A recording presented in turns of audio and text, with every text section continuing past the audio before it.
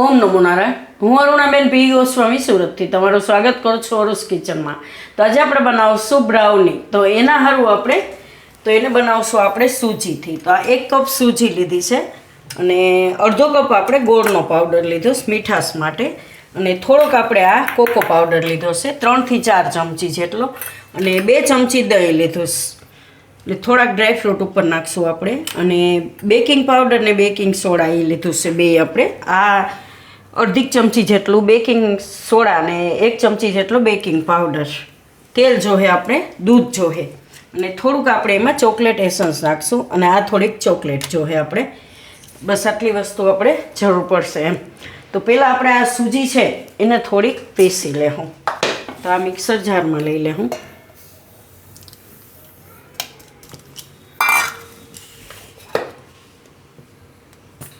તો આને પીસી લેવું આપણે થોડીક જાડી હોય એટલે થોડીક એને આપણે પીસી લઈએ. તો આને આપણે પીસી લીધી સૂજીને. તો કાઢી લેવું આપણે આ રીતની થોડીક.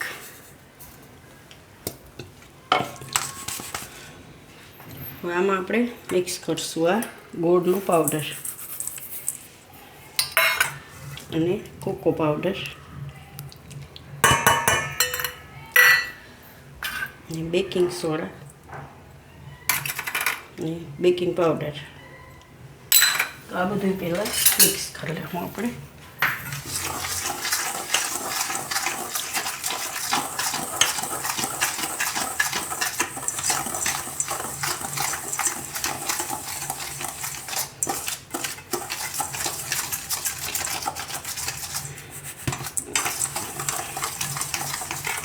તો આને આપણે મિક્સ કરી લીધું.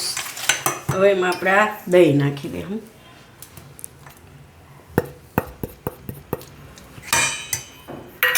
થોડુંક તેલ નાખીશું આપણે એમાં.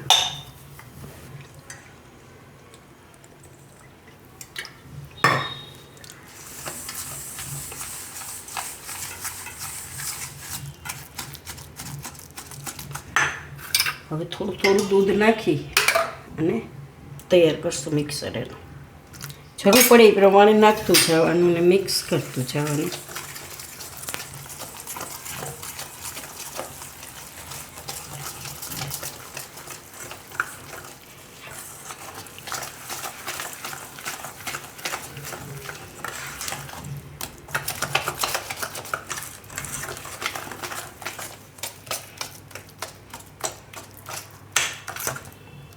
થોડુંક નાખશું હજી.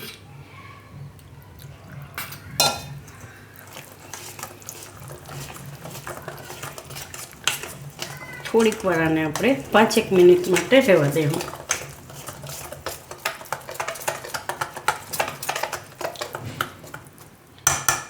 તો આપણે આ પલળે ત્યાં સુધીમાં આપણે આ ડ્રાયફ્રૂટ છે એને થોડુંક આપણે ભૂકો કરી લેવું આ રીતે. કાજુ બદામ આપણે આ રીતે ભૂકો કરી લીધો છે. હવે આમાં આપણે મૂકશું પાણી ગરમ. તો આમાં આપણે એને બાફવાનું. તો આ રીતે પાણી નાખવાનું. આ સ્ટેન્ડ રહે એટલું, આ રીતે આપણે સ્ટેન્ડ રાખીને સ્ટેન્ડને અડે એટલું પાણી રાખવાનું, કેમ કે એમાં આપણે આ રીતના વાટકો રાખવાનો એ રીતનું આપણે કરવાનું. તો પાણી ગરમ મૂકી દેવું અને ઢાંકી દેવું. ને હવે આપણે આ પલળી ગયું છે આ રીતનું.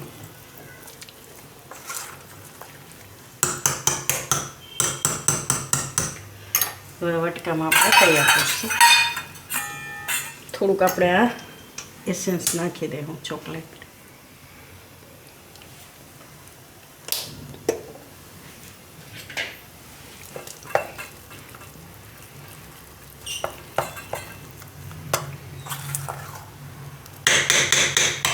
એકદમ મસ્ત સુગંધ આવે.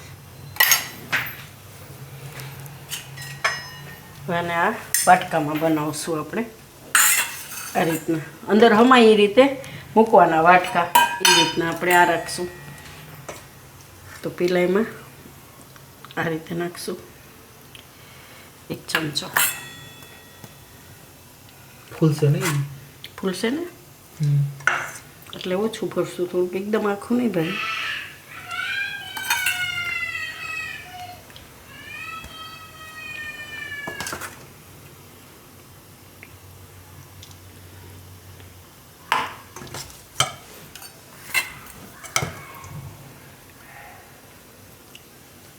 થોડુંક વધારે ઓછું હોય તો હાલે.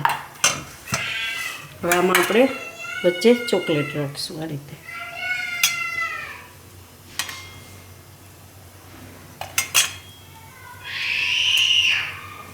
થોડુંક એને ઉપર રાખશું.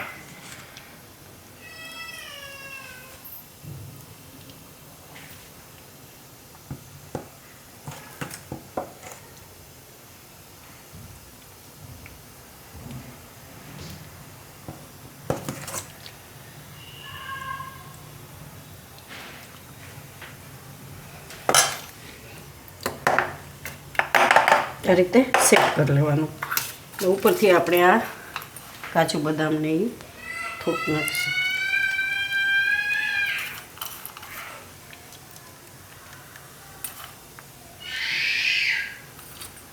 તમે કંઈ પણ નાખી શકો, તૂટી ફૂટી નાખી શકો, છોકરાઓને જે રીતે ભાવે એ રીતે એમ. તો હવે આપણે પાણી ગરમ થવા આવ્યું તો આમાં ગોઠવી દે હું વાટકાને.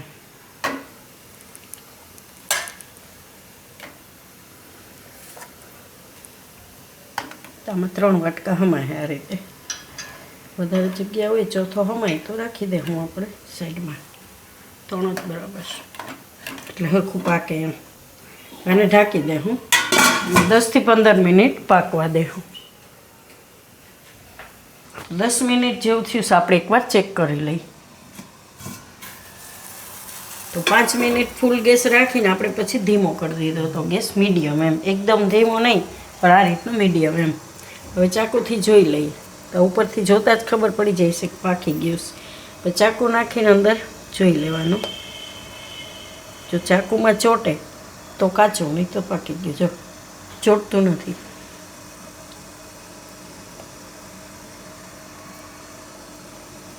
એટલે 10 મિનિટમાં પાકી જાય એમ.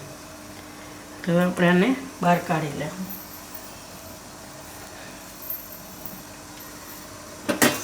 સાણસી લઈ લઉં.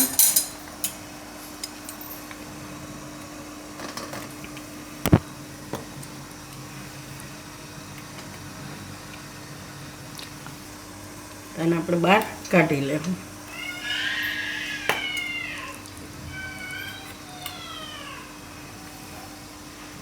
એકદમ મસ્ત થઈ ગયું. તો ક્યારેક છોકરાઓને કેક આ રીતે બ્રાઉની ખાવાનું મન થાય તો આપણે ઘરે જ આ રીતે બનાવીને દઈ શકીએ એમ. અને આમાં આપણે ગોળ ને એવું જ બધું નાખ્યું છે. આમાં આપણે બીજું પછી મૂકી દઈશું અને જોઈ લઈએ. અને આ રીતે જ ગરમા ગરમ ખાવાનું. એકદમ મસ્ત થઈ ગઈ છે. એકદમ સરસ પાકી ગઈ છે. એકદમ સરસ મજા આવશે ખાવાની. અંદર આપણે આમાં ચોકલેટ નાખીશ. ગરમા ગરમ જ ખાવાની એમ. ચોકલેટ એકદમ બધી મેલ્ટ થઈ ગઈ છે.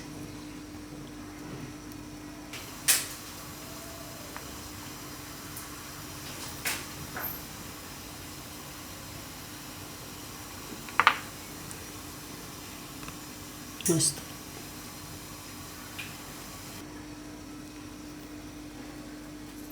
તો તૈયાર છે આપણી બ્રાઉની. તો જો તમને મારી આ રેસીપી પસંદ આવી હોય તો એને લાઈક કરજો, શેર કરજો અને મારી ચેનલને સબસ્ક્રાઈબ કરજો. અને બેલ આઇકન દબાવવાનું ના ભૂલતા. કમેન્ટ કરીને કહેજો કે તમને કેવી લાગી આ બ્રાઉની.